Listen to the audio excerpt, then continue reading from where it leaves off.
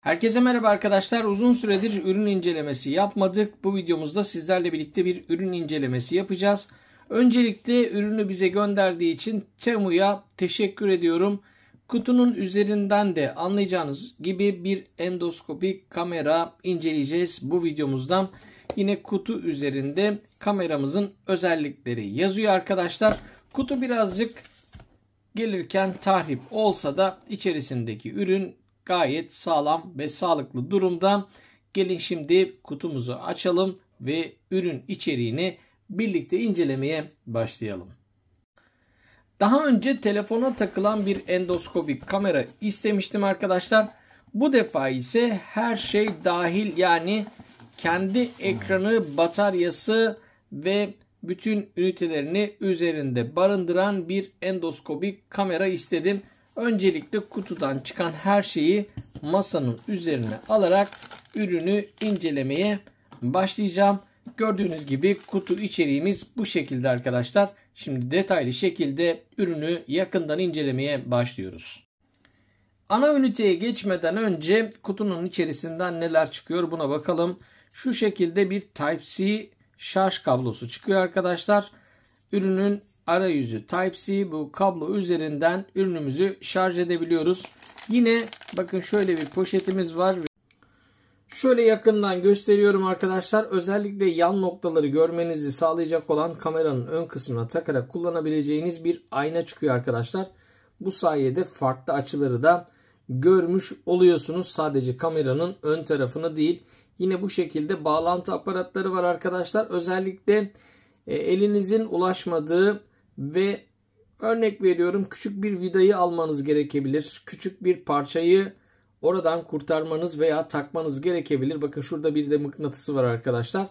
Bu tür durumlarda ise bu aparatları kameranın ön kısmına monte ederek, şuraya monte ederek arkadaşlar amacınıza uygun şekilde diyeyim, buradaki vidayı, parçayı ya da kurtarmak istediğiniz her neyse bu şekilde endoskopik kamerayla görerek ilgili yere müdahale etmeniz mümkün oluyor. Yine bu şekilde bir de kancamız var arkadaşlar. Hemen küçük bir bilgi vermek istiyorum arkadaşlar. Seçili ürünlerde indirimlerden faydalanmak için şu an videonun sol tarafında gördüğünüz kodu kullanarak arkadaşlar indirimlerden faydalanabilirsiniz. Seçili ürünlerde indirimleri kullanabilirsiniz ve bu ürünü satın almak isteyen arkadaşlar için videonun açıklamalar kısmında ve sabitlenmiş yorumlarda arkadaşlar ürüne ait satın alma bağlantısını sizlerle paylaşmış olacağım. Bu bağlantıları kullanarak bu ürüne erişebilirsiniz. Şimdi gelin ürünümüzü çalıştıralım ve birlikte test etmeye başlayalım. Bu arada kullanım kılavuzuna da hızlıca değinmek istiyorum. Birkaç farklı dilde yazılmış ve Türkçe yok maalesef. Burada arkadaşlar teknik özelliklerini görüyorsunuz.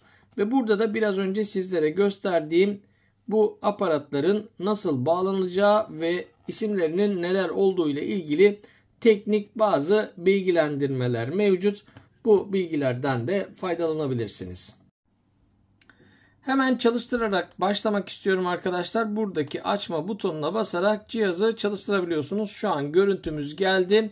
Bu arada birkaç ek bilgi vermek istiyorum. Cihaza ait birkaç tane farklı varyasyon var arkadaşlar. Kullanım amacınıza ve kullanacağınız yere göre bunun daha uzun ya da daha kısa versiyonlarını alabilirsiniz. Şu an ben elimde 5 metrelik versiyonunu bulunduruyorum. Bunu istedim ve bu ürün bana geldi. Dediğim gibi kullanım amacınıza veya kullanacağınız yere göre bunun daha uzun, örnek veriyorum 10 metrelik olanı var. En yüksek 10 metreliğini ya da 1 ya da 2 metreliğini de alabilirsiniz. Burada tamamen sizin kullanım amacınız ve kullanım yeriniz önemli.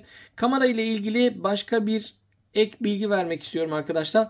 Burada böyle elektrikçilerin susla dediği malzemenin sertliğine yakın bir sertlik var. Ne çok yumuşak ne çok sert. Özellikle dar yerlerde böyle bunu ittiğinizde arkadaşlar oranın şeklini alarak ilerleyebilecek bir yapısı var. Bu sayede çok rahat bir şekilde kullanabilirsiniz. Kameranın ön kısmında ise arkadaşlar ledleri var. Bu sayede kendi aydınlığını oluşturarak ürün karanlık ortamlarda size görüntü sağlamaya devam edecektir.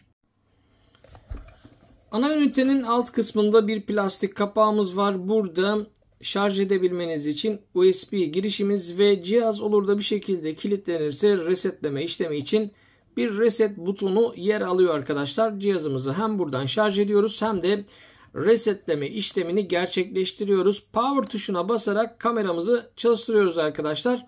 Şu şekilde gösteriyorum. Oldukça yeterli bir odak uzunluğuna sahip, gayet yeterli arkadaşlar. Küçük bir testle birlikte gerçekleştireceğiz. Herhangi bir kayıt yapamaması cihaz için çok önemli değil ama olsaydı da güzel olurdu diyebileceğim özelliklerden bir tanesi. Ancak fiyat performans noktasında baktığımızda yeterli seviyede olduğunu söyleyebilirim. Cihazımızın yine bakın şurada 2 tane butonu var arkadaşlar. Bu butonları kullanarak buradaki ledlerin ışık şiddetini değiştirebiliyoruz. Şu şekilde aydınlatmanın, yani kamera aydınlatmasının ışık şiddetini %60'dan %100 seviyesine kadar kademeli olarak değiştirebiliyoruz. Minimum seviyemiz %60. Yine burada bir zoom butonumuz var. Burada dijital olarak zoom yapıyor arkadaşlar.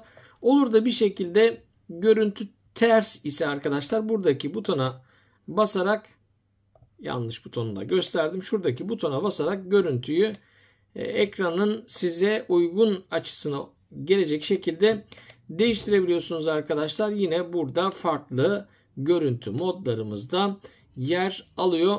Kullanımı bu şekilde basit, kolay ve birazcık çabayla öğrenebileceğiniz birkaç tane butonla birlikte oluşturulmuş bir sistem. Dediğim gibi kolayca kullanabilirsiniz arkadaşlar. Bu arada arkadaşlar kameranın görüntüsü de hiç fena sayılmaz. Şu an camdan dışarıyı tutuyorum. Şöyle dış kısmı gösteriyorum. Hani gayet böyle güzel bir şekilde gözüküyor. Şöyle led parlaklığını minimuma indireceğim. Hiç de fena sayılmaz diyebilirim. Onu da ben sizlerle paylaşmak istedim. Şu anda camdan dışarıyı canlı olarak izliyorum arkadaşlar. Ana ünitenin arka tarafında üretici ve yine arkadaşlar burada model bilgisiyle birlikte güç bilgileri, şarj bilgileri, yine odak uzaklığı ve kamera sıcaklığı gibi bilgiler yer alıyor. 0 ila 80 derecelik sıcaklıklarda bu kamerayı kullanabiliyormuşuz. Yani 80 dereceye kadar olan sıcak noktalarda boru olabilir, bir makinenin içerisi olabilir. Buralarda da bu kamerayı kullanabiliyormuşuz. Bu bilgileri de verdikten sonra hemen küçük bir test yapacağım. Örnek olması açısından lavabo giderinin tıkanıklığını örnek veriyorum. Açmak için kullanacağız. Şu anda endoskopik kameram lavabo giderinin girişinde arkadaşlar. Buradaki giderden salarak tıkanıklığın ne olduğuna bakma şansınız olacak. Bu şekilde kamerayı yerleştiriyoruz. Şöyle canlı canlı görmeniz için arkadaşlar kameramı lavabo giderine ayarlıyorum. Gördüğünüz gibi buradan girişimizi yapıyoruz. Şu an borunun iç kısmını görüyorsunuz arkadaşlar. Burada bir tıkanıklık olabilirdi. Bu tıkanıklığa neyin sebep olduğunu da görme imkanımız vardı. Şu an borunun içini şöyle gösteriyorum. Buradan görüyorsunuz 5 metrelik olan versiyonu var bende. Daha uzun olanlarını alarak bu şekilde müdahalede gerçekleştirebilirsiniz. Düşürdüğünüz bir malzemeyi, bir vidayı, bir yüzüğü kurtarmak için de kullanabilirsiniz arkadaşlar. Burada sizin kullanım amacınız kameranın performansını ve kullanacağınız yeri tabii ki belirleyen faktör olacak. Gördüğünüz gibi ilerleyebiliyorum. Bakın şu anda borunun içini biraz kirli ama tam olarak görmeniz açısından iyi oldu. Görebiliyoruz. Gayet performanslı ve etkili bir şekilde bize kullanım sağlıyor arkadaşlar. Kullanımını da gösterdikten sonra birkaç bilgi vererek artık videoyu toparlayabiliriz. Son olarak şarj işlemi esnasında arkadaşlar şu şekilde cihaz kapalıyken burada kırmızı bir ışık görüyorsunuz. Buradan şarj işleminin tamamlandığını ya da devam etmekte olduğunu görebilirsiniz. Ekranda ise herhangi bir kapalıyken bildirim göremiyorsunuz. Eğer cihaz açıksa arkadaşlar şuradan şarj olduğuna dair bir şarj işareti görebilirsiniz. Ürünü beğenen ve almak isteyen arkadaşlar için videonun açıklamalar kısmında ve sabitlenmiş yorumlarda ürüne ait bağlantıları ve indirim kuponunu görebilirsiniz. Yine videonun şu an sizin için sol tarafında indirim kuponunu tekrardan sizlere göstermiş olalım. Temu'ya ürünü bize gönderdiği için teşekkür ediyorum arkadaşlar. Çok fazla mucizeler beklememekle birlikte kullanım açısından yeterli kalitede olduğunu söyleyebileceğim, benim beğendiğim, fiyat performans açısından uygun gördüğüm ürünlerden bir tanesi. Böylece bir inceleme videomuzu birlikte tamamlamış olduk. Bir sonraki projemiz ve inceleme videomuzda görüşünceye değin şimdilik hoşça kalın.